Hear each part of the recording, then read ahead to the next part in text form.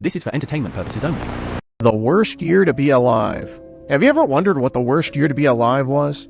According to some historians, it's not the year 1349, when the Black Death wiped out half of Europe. And it's not 1918, when the flu ended the lives of anywhere from 50 to 100 million people. According to the text, was one of the most beautiful planets that exists. It said that it was a water-bearing planet with land and life, and that when the sun shined on it, it rivaled the sun's glory. Thanks for tuning into another episode of Quik Reaction TV, the coolest vibe on YouTube. Please like, subscribe, and rock the bell for new releases. Join the Quik crew, you know what we do, call it fact or cap. Today's selection is wild. Let's get it. Quik. Hieroglyphs can convey a complete ideology. One hieroglyph can convey a complete understanding of something. It doesn't mean just one word. A glyph can mean many things. Even if you look at, for example, the glyph for Om, right? The little 3, it looks like a little squiggle on the side, the Om glyph. It doesn't mean a letter or a word. It means it's a complete ideology, complete understanding. And some of these hieroglyphs have the same exact purpose. So you're taking these glyphs and you're etching these stories with double entendre meanings into sandstone. It ain't me.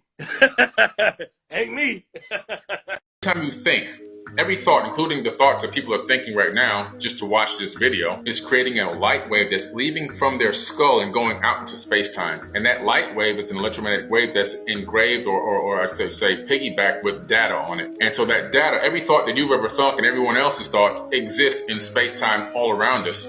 Just like radio waves coming out from a radio station and propagating through space for all eternity.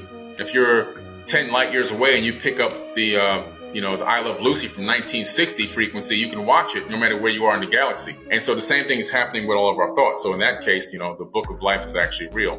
And so understanding that the spoken word and the light waves that combine together, cymatic frequencies coming out of your throat and conscious light waves combine together to literally create your reality tunnel. So the most important thing I can say for today that we can utilize today is to understand every word you speak, analyze it before you speak it, because you literally have power over your life. Well, let's be nice. Yeah. Let's be nice. We don't have to go there. I mean, you're not wrong, but you didn't have to say it. I mean, good Lord. Premier of the island and the finance minister, the two prominent politicians, they would always be there having beers, and he would have drinks with them. And he tells this story about how the the premier, told him that a few years earlier they had gone to this survey area for a proposed gold mine. There was a foreign company trying to get mining rights. And so they jumped in their Toyota Hilux and they went up this mountain path to try and survey the site. Said they'd been away from the truck for about half an hour. But when they got back, in the distance before they made it to the truck, they could see 2 huge giants standing next to the truck. Mm-hmm. And they all freaked out. Like, all the locals started screaming and ran away. And this premier said he and his buddy just kind of stood there watching. And one of these big, hairy giants, just in one easy lift, just picked up the front of the truck and just moved it onto the road. It was like, so Mango was a local who passed away in the year 2000. She had been kidnapped by the giants, he said, 50 years ago and had essentially vanished for 25 years. And people had given up hope of finding her again. They're like, the giants have taken her. She was found. She was found pregnant, hysterically frothing at the mouth in a garden in the northeastern coast of Guadalcanal. A giant had taken her as his wife. She was mentally unstable for the remainder of her life, but through her pregnancy, she gave birth to a half-caste boy. The bastard boy lived to the age of 5, but was unfortunately killed by one of her brothers. There's more than one of these stories. There are numerous handed-down traditional stories, he says, in which the giants would storm villages, grabbing people, ripping off limbs, and eating them right there and then, while everyone ran in absolute terror. Also, he said there are many stories about what the Solomon Islander people called the killer giants, who would persistently return to their villages to make a meal out of them. Sometimes during these village attacks, there were groups of these killer giants And within this book is recorded the well-known Guadalcanal traditional story of the 5 killer giant brothers. And apparently everyone knows this story. Whenever we've done stories on the show, whenever we've done entire episodes dedicated to the topic of giants, you always run into this folklore, wherever it is in the world, whether it's in the Americas, that they're cannibalistic, like, you know, the Middle East or Europe, that they encountered these cannibals. They were man-eaters. And they were vicious, and that was this struggle against these incredibly violent, they always described them as mad. He said within that cave, he was shown a perfect 15-foot giant skeleton. Now, he says, the author, Marius, says he never got to see it, obviously, but when I was looking around today for follow-up investigations, I found that this Polish adventurer I mentioned earlier in the show, his name's Wojtek Babilowicz, he went there in 2011. He actually did some crowdfunding, got together some funds to go to the island, and he found one of these graves. Now, it's not the 15-foot claimed skeleton that the Prime Minister said he saw as a child, but it's still pretty impressive. Let's take a listen. And this is apparently the grave of a giant person. It's more than 7 meters tall, long. 7 meters? Of the same person, which is more than 3 meters across. So He says there, that's the head, 3 meters across. don't know.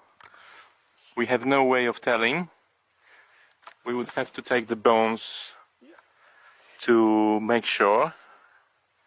But of course, taking the bones out is impossible. It's out of the question. Boy, if you don't get... Smash the like button, subscribe if you haven't already, and drop your thoughts in the comments below. I call Cap. Let's get back to it. Quik. According to the text, was one of the most beautiful planets that exists. It said that it was a water-bearing planet with land and life, and that when the sun shined on it, it rivaled the sun's glory. This is how beautiful it was. Now, think about this for a second. Think about that statement I just made about a planet that used to exist in our solar system before it got collided into and turned into the asteroid belt. Who in the world could have made that statement because they didn't take it from the perspective of Earth? Because the Earth didn't exist at that time. We're going back a very long time ago. And in this text, it talks about the fact that a huge chunk broke away from that collision and that explosion, and taking the water, taking the organic life and everything else with it, and recoalesced as the Earth, moving into the 3rd position from the sun, forcing Venus back gravitationally, forcing Mercury in closer to the sun to get it where it's at now, and tagging along with it gravitationally, Lamu, or the moon, that's now captured by us. And so Mars got slung into a very strange elliptical orbit, and when you analyze Mars's orbit through astrophysics, you discover even now mainstream astrophysicists are saying it used to orbit something else. Makes no fucking sense. You are really dumb, for real. About a quarter of a century ago, I was the judge, jury, and executioner on every New Age device that came through Southern California. That included free energy motors, healing devices, you name it. And in the course of a good year, we had examined maybe 100, 125 devices, and about 99.9% of them were either placebo, garbage, or wishful thinking, hallucination. But once in a long while, we would come across something that was exceptional. And in 1962, it was the Lakowski multiple wave oscillator. Now, I am going to say I reserve the right to change my mind about anything I'm telling you. But what we did is we built a very small device, small being the size of an attaché case, that had the Lakowski antennas driven by a Tesla coil. Many of these had wound up in the hands of veterinarians. We published the schematics, and the veterinarians were curing cancer in animals that other vets would put to sleep. So word would get around, and the veterinarians would bring sick animals to the guy that had it, and they got well. Well, at the time, what we assumed was that we were simply shock exciting a number of dipoles. Think of some big brandy glasses. Bong, bong, bong, bong, bong.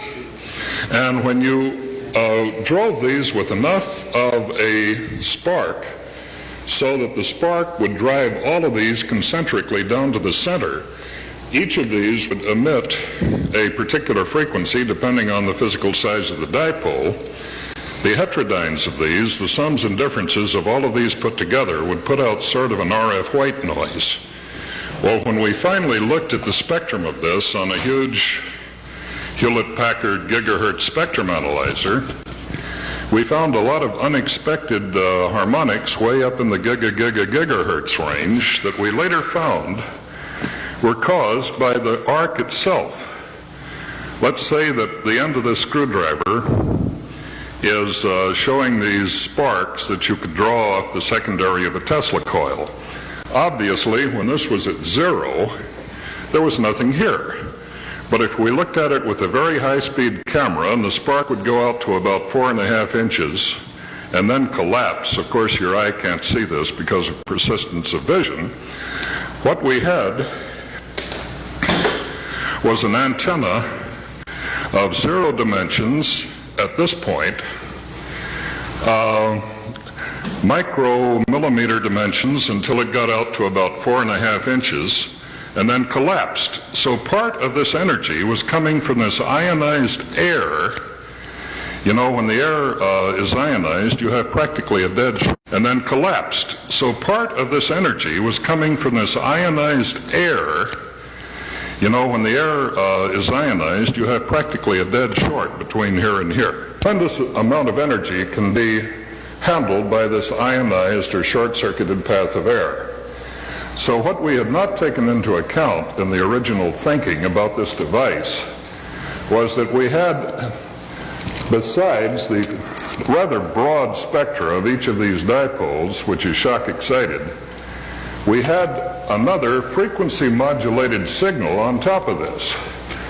At the time, we had simply assumed that since you were in this direction to the antenna, you were absorbing an H vector. We knew that the E vector, which radiates from the ends because of skin effect, would not penetrate a biosystem. It would run around the surface, which is why you can stand in the field of a Tesla coil and light a light bulb in your hand and not be electrocuted. We were getting really stunning results. The animals would respond to this much more rapidly than the human beings. My vice president many years ago in Beck Tech was the astronaut Gordon Cooper. We loaned it to him. He had a 15-year-old police dog that had been part of the family forever. Dog was dragging itself around. Its hind legs weren't working. After 2 days, the dog was up, frisking around, running around the swimming pool. So Gordon would take this box wherever he went, to Washington, Houston, NASA. He was getting people out of wheelchairs. But we're not supposed to talk about this, and it took a long time to get that thing back from him a few years ago when we went our separate ways. You're that guy, pal. Trust me. You're that guy. The worst year to be alive. Have you ever wondered what the worst year to be alive was? According to some historians, it's not the year 1349, when the Black Death wiped out half of Europe. And it's not 1918, when the flu ended the lives of anywhere from 50 to 100 million people. The worst year to be alive was the year 536, when basically everything that could go wrong in the world did. There's a reason they call this time the Dark Ages. For 18 months, a mysterious fog plunged Europe, the Middle East, and parts of Asia into darkness day and night. A Roman politician named Cassiodorus wrote that the sun had a bluish color, the moon lost its luster, and the seasons seemed to be all jumbled together. He marveled at not being able to see his own shadow at noon. This was the result of a volcanic eruption in Iceland in early 536 that spread massive clouds of ash across the northern hemisphere, blocking out the sun. For those 18 months, half of the globe was plunged into constant darkness. Starting in the year 536, temperatures plummeted across Europe and Asia. It snowed in parts of China where it never snows. Crops and irrigation failed, leading to mass starvation. In 540 and 541, 2 more volcanic eruptions occurred, making things even worse. The new Little Antique Ice Age began in the spring of 536 and didn't end until about the year 680 in Central Asia.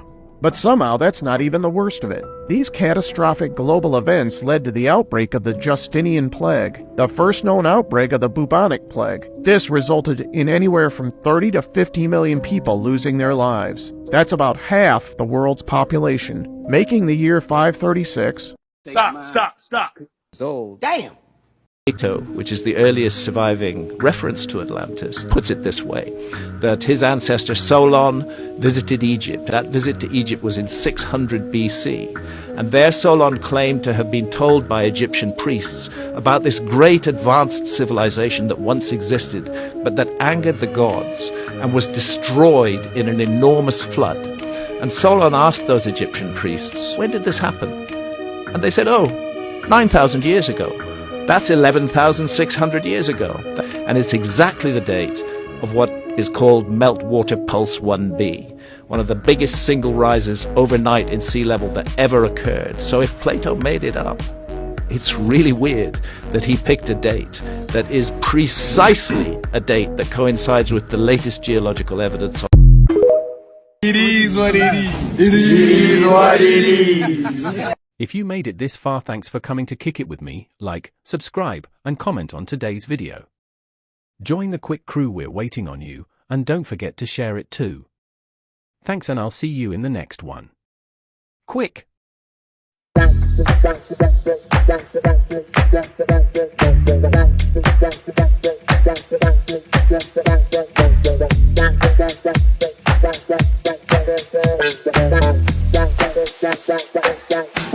Bye.